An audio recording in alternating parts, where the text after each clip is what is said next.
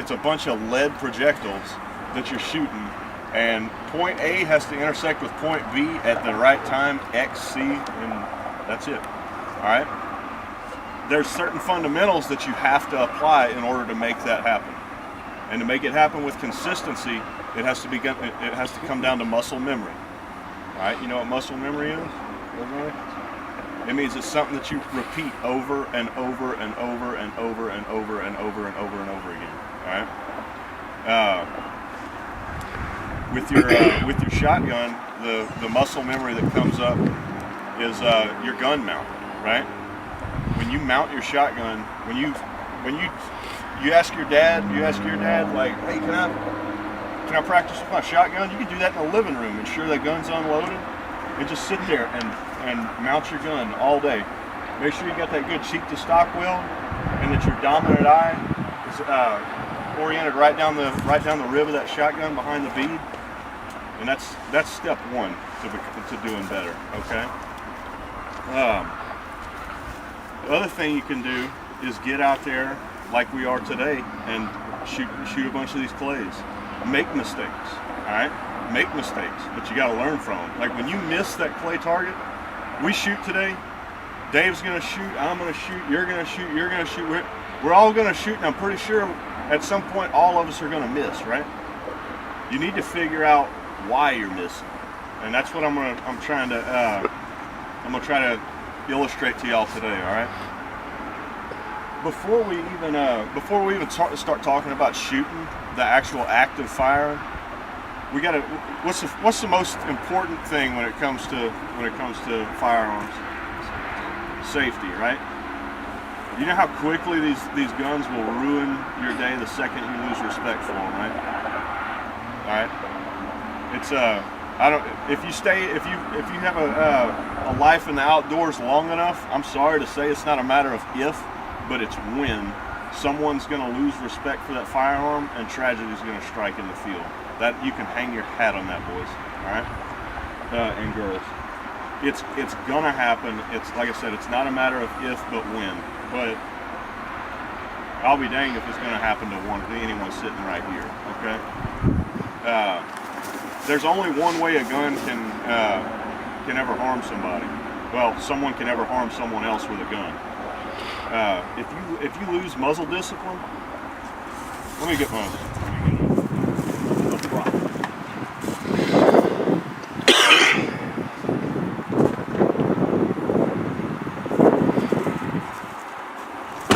Step one, safety, right? Pull that bolt to the rear. The chamber, there's nothing in it. There's nothing in my magazine. This gun's clear, right? Safety, manual safety's on. You hear I call it a manual safety? This right here? Because that's all it is. It's a manual safety, right? That's a backup. That's my backup safety. My real safety is this right here, the muzzle of the shotgun, right? Because I mean, if it went off right now, just spontaneously, some Jedi mind trick that Travis plays on me, the gun goes off, is it going to hurt anyone? No, why? Because my muzzle's oriented in a safe direction, right? That's it. It can't ever hurt anybody. If we're all hunting in a big group right now and we're putting shells in our guns and we're shooting at doves and everything, as long as I've got it pointed up or just away from everybody, it can never hurt anyone, right? That's why I say that's your real safety right here. That and this little switch right here, that's a backup, man. That's a fail safe, okay? That's something you use when you're transporting it or something. I'm just kidding. Understand what he's saying? That's called flagging, right? Let's say the side of my truck is my hunting partner, right? And I've got my gun down like this, and I see a bird right here, and I do this. I just crossed him with my muzzle, right? At any point, I could have shot him, right? Right? The muzzle of this gun was pointed at my buddy, right? You can't. I mean, that's a definite no-go, right? Don't ever. You can't ever cross your muzzle over anyone. That's just a fact. No one will ever get shot if everyone abides by that rule. Okay? These shotguns. I mean, I don't have to tell you how powerful they are. they'll knock that dove out of the sky at 45 yards, and it looks like a little bit of, you know, some feathers coming off of him, right? Not a whole lot, no big deal, not aggressive looking. You see it discharge into the back of someone's leg, or worse, their head, from 2 feet away. That's real, okay? It's more than a puff of feathers. All right, so we all get it that muzzle awareness is the key to gun safety, right? All right, now let's talk about this manual safety and when you take it off, right? In the dove field, I don't hunt in a real close proximity to people, but what I notice a lot of people doing, and I have to correct them all the time in the duck blinds on our duck hunts, is when a group of birds is coming in and we know it's go time, and I tell them, I say, get ready. And get ready means, you know, get ready to throw your flap in front of you, and you know, just get ready. That doesn't mean do this, because I have to stop the show. You know, I have to stop what I'm doing. I say, I have to forget about the birds that I'm trying to decoy for these guys, and I have to say, put the safety back on that gun right now. You know, to another grown man. You don't want that to happen, right? No. So when the safety should come off, if I'm getting ready to shoot a bird, my safety's on. If he passes right here, I take my shot, I kill him, and it's back on. All right, and that's part of when I'm telling you to practice your gun mount at home. See, all right? Let's practice coming off safe. Let's practice coming off safe, coming onto the gun, getting your good cheek to stock weld, and your dominant eye behind that bead. Okay. Let me talk about. Well, we'll get to that. All right. So, less specifically with a dove in a dove field, right? We're not going to mistake a person for a dove, right? All right.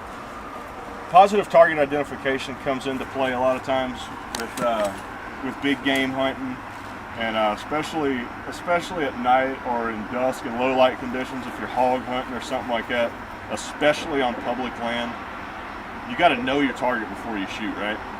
When these people get shot out in the woods and they're, you know, in these hunting accidents with high-powered rifles and bows and arrows, sometimes people are shooting other people with it. You know, it was an accident, man. I thought he was a deer. Oh, you know, and I'm catching myself thinking, so you thought this guy was a deer?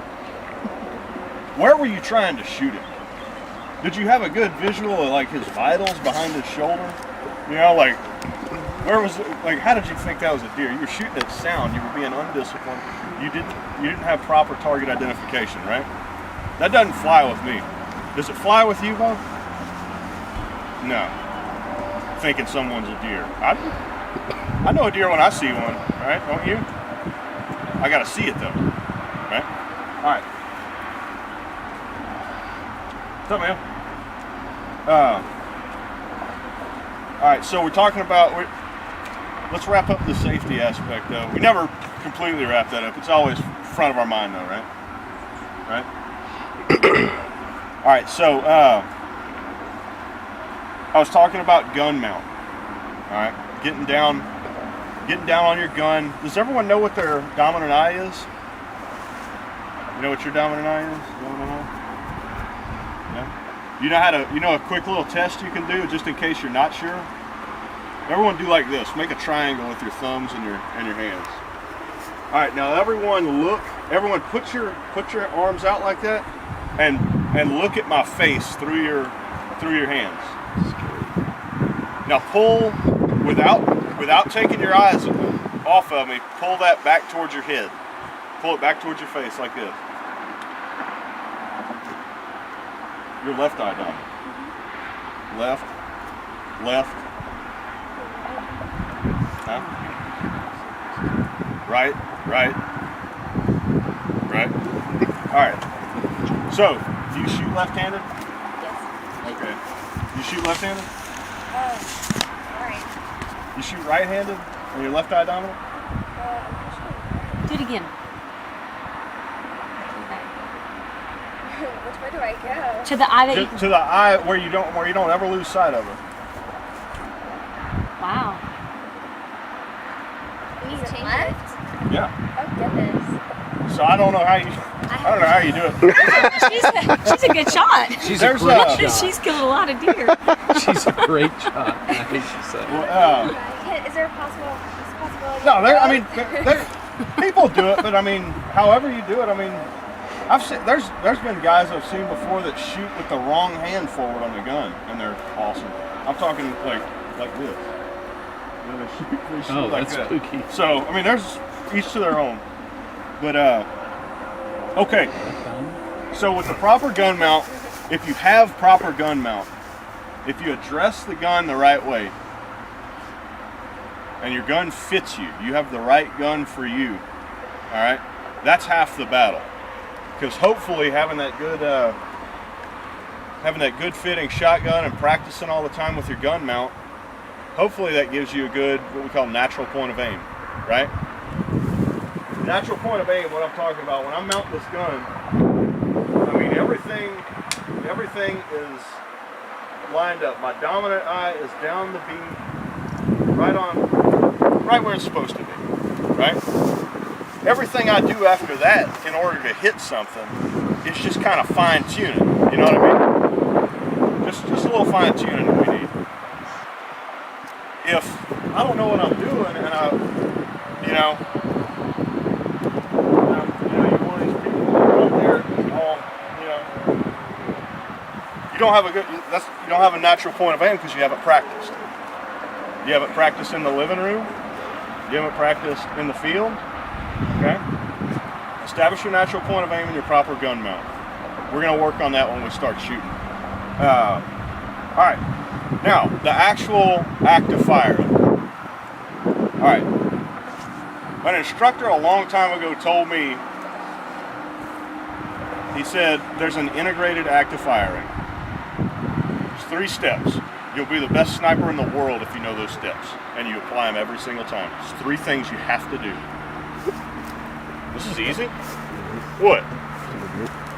The integrated act of firing is properly align the weapon with the target.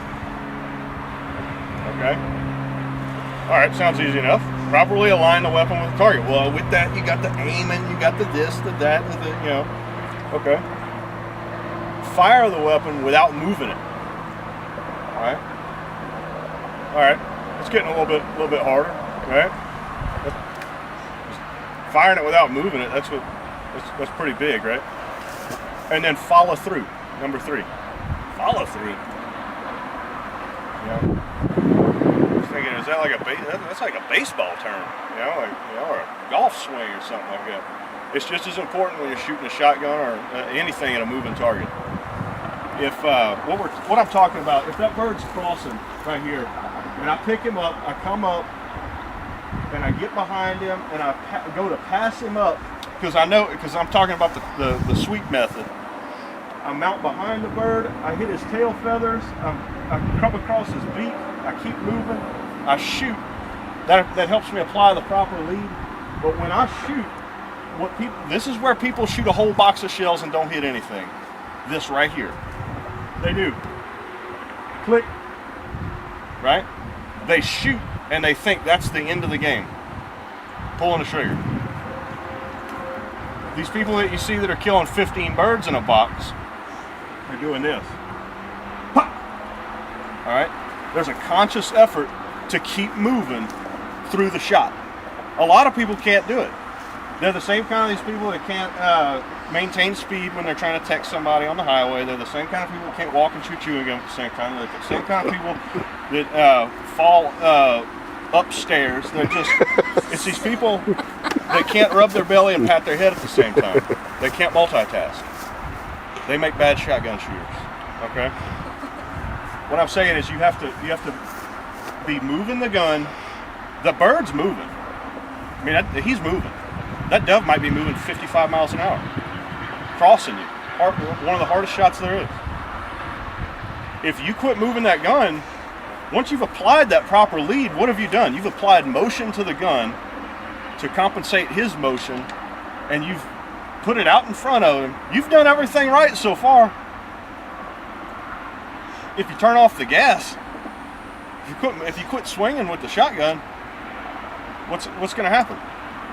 He's going to keep moving. Your shotgun stops. You shoot way behind him. All right. That's where people shoot a whole box of shells and don't kill anything. And the ones they do hit, they missed. Okay? Does that make any sense to anybody? The ones they do hit, they did something wrong from what they normally did, and they did something right inadvertently and ended up hitting it. All right? So, with lead, when I say apply the proper lead to the target, we're talking about Drew Brees throwing to Jimmy Graham where he's gonna be, not where he was or is currently, right? Never miss behind these birds, okay? If you're in the field one day and you do notice yourself missing, I would guarantee you that 99% of the time, if you're having a bad day and you're just in one of those slumps, try attempting to miss a bird out in front. Be like, I am not gonna shoot behind the next one. If I'm gonna miss, I'm gonna miss out in front of them, and you'll hit them every single time. All right. Does everyone understand the concepts that I just went over? I mean, when you break it down straight up, it's pretty simple, right? It just goes back to Drew Brees and Jimmy Graham, right? You're taking a moving object and making it intersect with another moving object, where being a good wing shooter comes across is, and remember, with a shotgun at 35 yards with an improved cylinder choke, I mean, you've got a little margin for error, right? You got a pretty good little pattern. All right. Now, these shotgun pellets. Let's talk about the anatomy of the flight. Okay. These shotgun pellets with lead shot, what we're shooting at these doves and these skeet. Lead shot has a pattern that's more like this donut, right? Flying like this. But it's still kind of strung out a little bit, right? It's got a little tail on it. Where the steel shot that the duck hunters are shooting, it's got a long pattern. All right, that pattern trails out a whole lot. All right. Now, either way, who's got dogs here? You got a dog? You got a dog?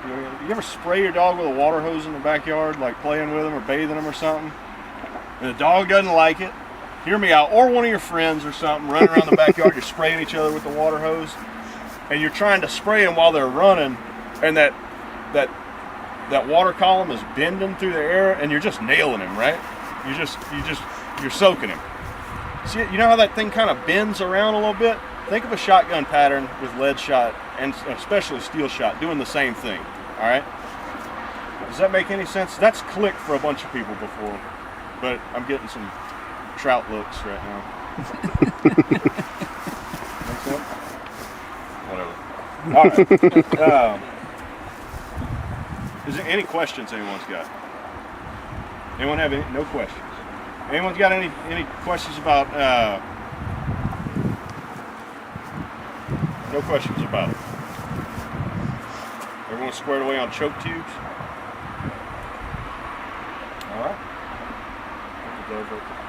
All right. Well, you want to start? You want to start shooting? Yeah. Let's do it. What are you good with? You say you shot 2 skeet with it, right? You ever seen it? You ever shot anything up close with it? Like you would like if it was an accident? All right, Dad, you got a shell? Yes, sir. All right, hang on. All right, let's go see. Now, Jimmy right here. Step a little closer. There you go. Jimmy right here is your hunting partner. All right. Load up. Now, if it were an accident, and you lost muzzle discipline. All right, now go ahead, just go ahead and it'll load right there. Just strip it forward. There you go. If you lost muzzle discipline all of a sudden and accidentally pointed your gun at him and it went off, it'd be pretty bad, wouldn't it? Go ahead, shoot.